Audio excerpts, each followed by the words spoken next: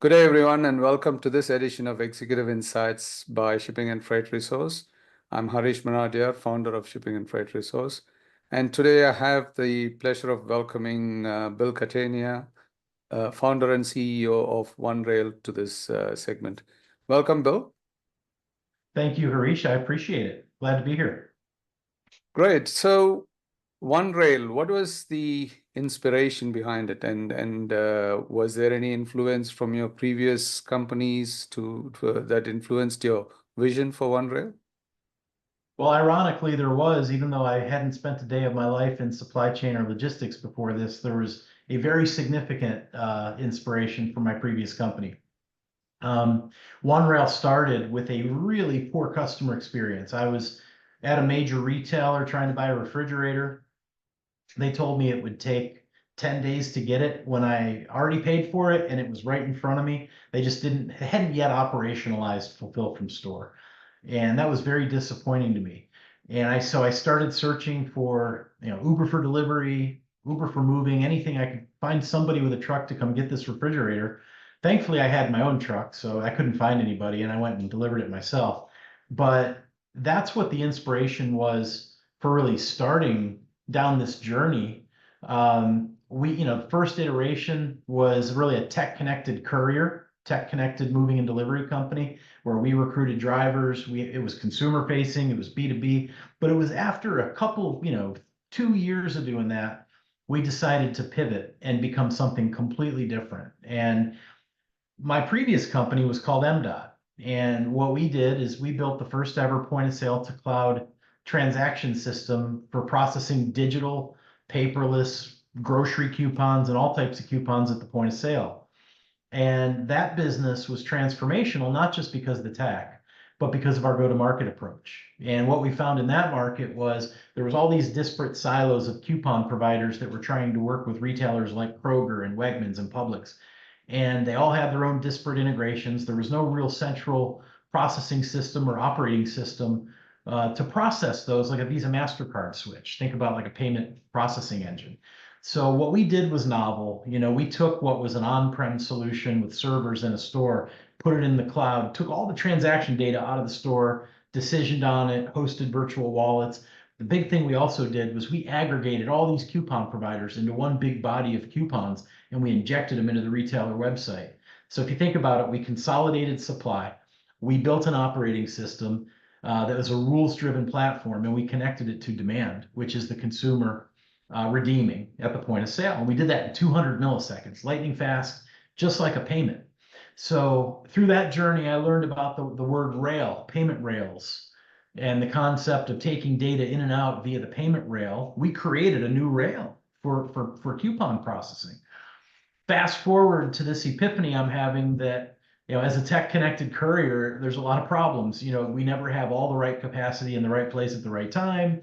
Customers, big retailers didn't have visibility to the deliveries because there's all these disparate courier integrations, all the same problems I saw with coupon that held back scale. So we made a pivot. First of all, we changed the name to OneRail, one pane of glass, one single source of truth. Rail, because we thought that last mile delivery should function like payments.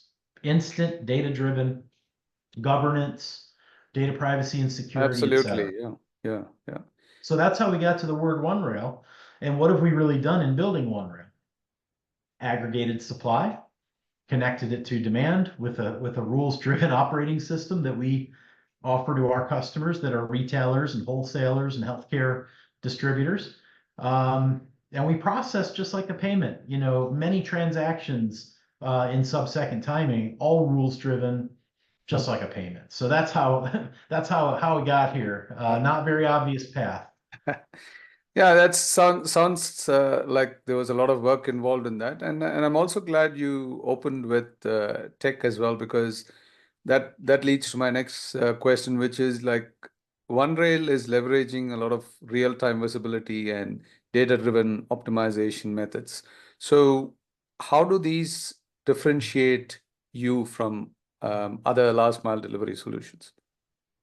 Yeah, so I think the first thing to understand is, what is a last mile delivery solution? I think there's companies that are in the orchestration business, like Bring and FarEye and Delivery Solutions, which was acquired by UPS.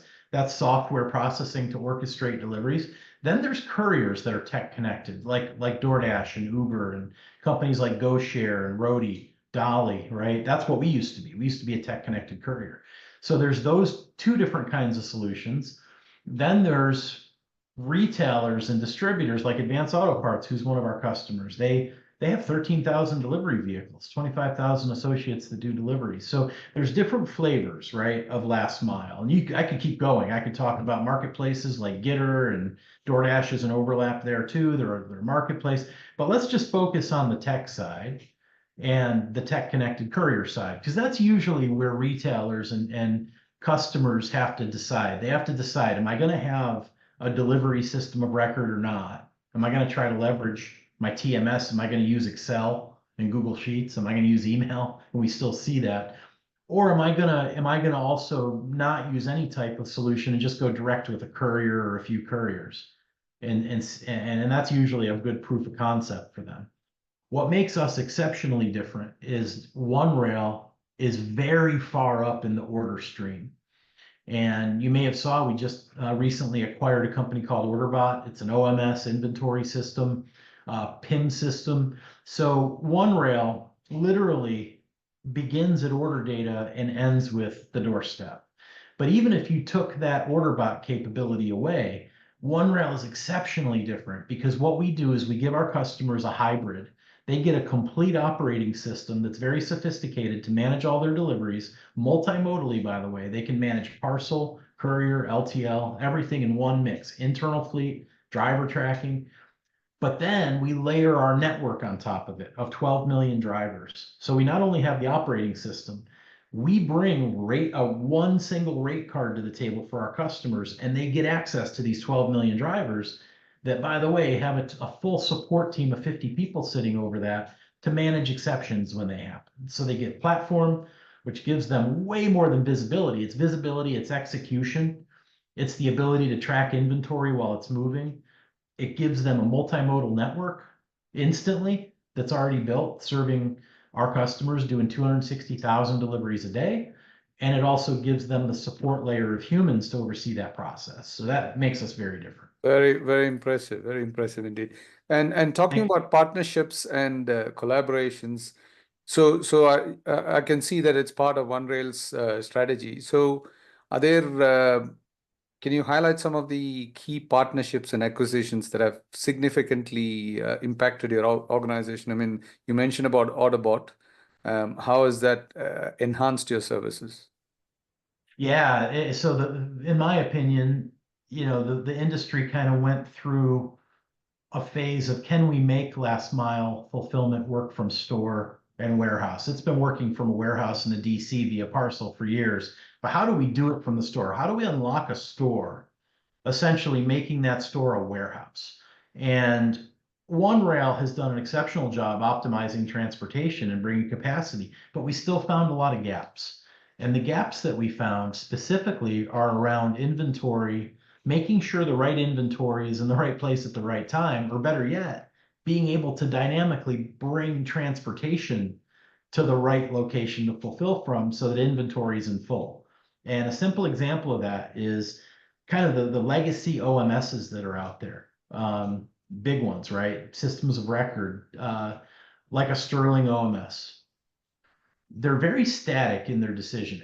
So if I'm a shopper and I'm shopping online, I only see inventory that's closest to me, the home store it's called. So the store that's closest to me, if all the items that I'm trying to buy are not in stock, it tells me, we have customers that have a use case of just canceling the order. Some of them say, hey, you can have a split order. So you can get some of the items from the store, and by UPS, you can get something in 2 days.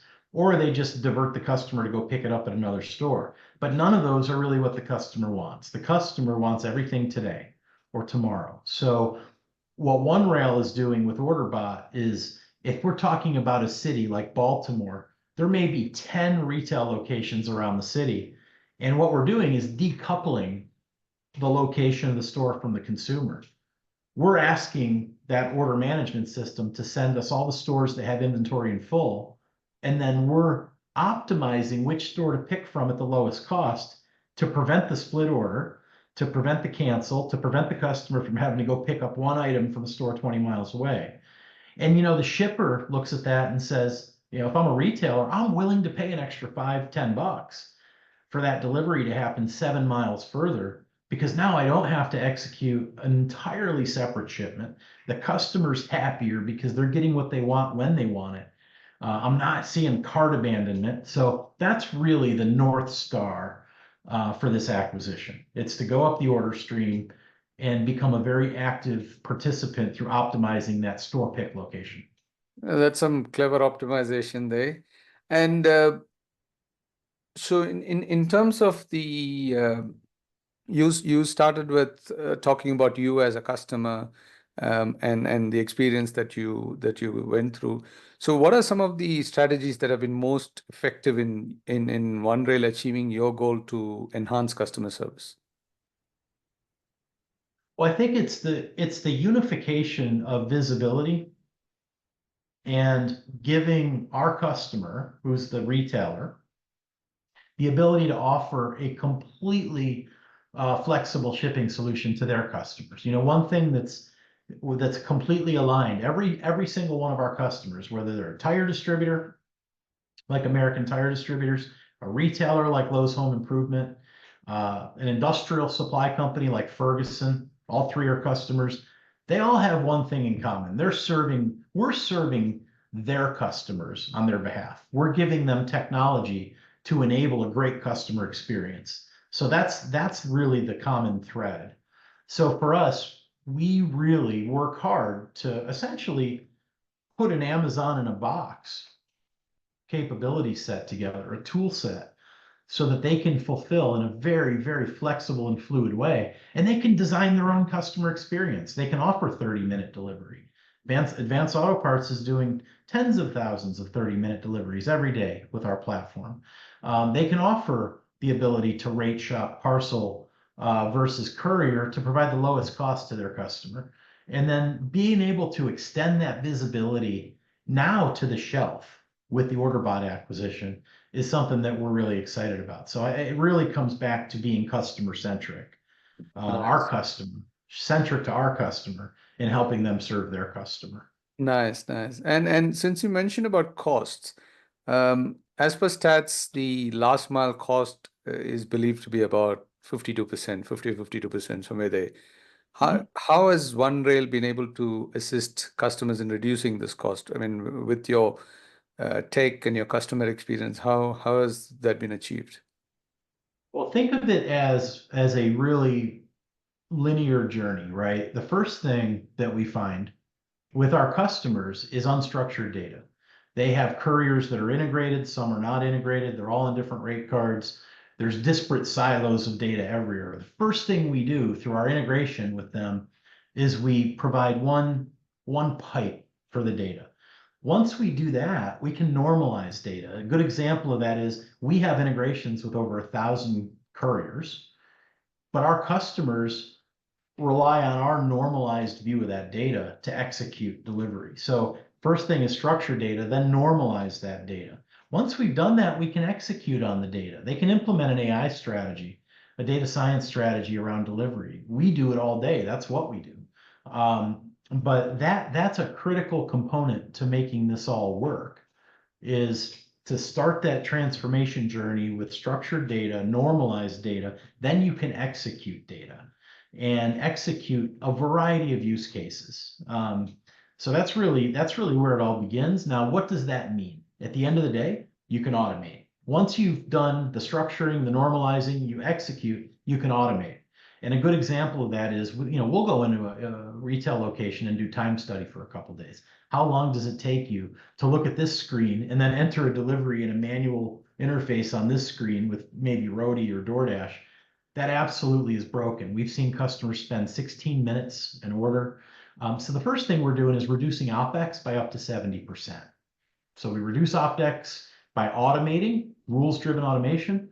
The next thing we're doing is we're reducing transportation costs because of our rate shopping capabilities, our ability to provide the lowest cost and the highest quality. We're giving our shippers, our customers, the ability to see other kind of think of it as sales expansion. We had a customer that came in, they were relying on one gig economy courier that would only deliver under 10 miles and under 50 pounds. But this was a pet supply company. They had cat trees and dog houses and all these big things, right? And they wanted to go to 20 miles. So by working with OneRail, we gave them the ability to sell their entire product catalog, not just 30 to 40% of it, because they had a lot of really heavy dog food, and a lot of their orders were in the 10 to 20 mile band. So those are just a few examples. Automation, reduces OpEx up to 70% we see. Typically a 10 to 15% transportation cost savings. We see net promoter score increases. So there's a lot that we do to measure that and reinforce the value of the platform. So you're using data in a very practical and functional way to reduce costs for customers. And talking about data, how do you then ensure the privacy and security of customer data? Because that's very top of mind for many people these days. Yeah, so OneRail from a very early, before we even launched our first enterprise client, SOC 2 compliant, GDPR, ISO. Now we're working on finishing up our HIPAA. We've invested heavily in data privacy and security. We're very careful about how we share data. We're very careful about really having an understanding with our customers that it's their data. Some tech companies, I think, try to disintermediate their customers from their data. We don't do that. And that's why I was successful with my last company. We took shopper data out of the store and into the cloud. We were the first company to do that at super high volume, which is why we won the Amazon Global Startup Challenge. That was a very sensitive topic. That, again, prepared me to do this. This data is not nearly as sensitive as taking complete shopping baskets and decisioning on them in the cloud. So that's something we pride ourselves in. It's a competitive advantage for us. We built a data security team way before companies our size. Absolutely. Okay. And now to end this with a classic interview question, the next 5 years, where do you see OneRail, and is OneRail ready to adapt to these changes? Yeah, so I think you're going to see more and more, call it impact from omni-channel transformation. There's a lot of companies are far down that path, and some haven't even started. I think what you'll see in the next 5 years, and that's why, again, focusing on this acquisition, our goal is to be an omni-channel enabler. So for OneRail, there's a couple missing pieces that we want to fill the blanks on. Returns, we do it, but we're looking to add more capabilities around returns. And for us, building a micro fulfillment network of nodes, if you add those two things along with what we already have, you really truly do have a complete Amazon in a box. And looking at middle mile capabilities, overnight middle mile is something we're excited about, just to accelerate, what right now could be a 3 to 5 day shipping into a 1 to 2 day shipping. So more of the same, honestly. I think just various retailers and distributors are in different places in their journey. But for OneRail, it's doing what we do globally. Global expansion is a big deal for us. We will look at inorganic options there as we look to expand into LATAM and Europe and Asia.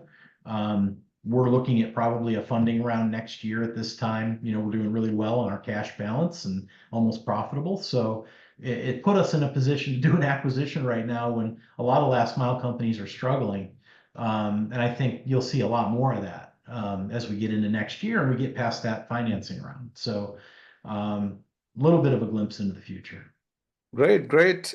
So all I can say is wish you and OneRail all the best in your future, and look forward to being in touch and reading more about OneRail and its progress. Thank you, Arish. I appreciate that. And thank you for having me today. Thank you for your time, Bill, and enjoy the rest of the week and weekend.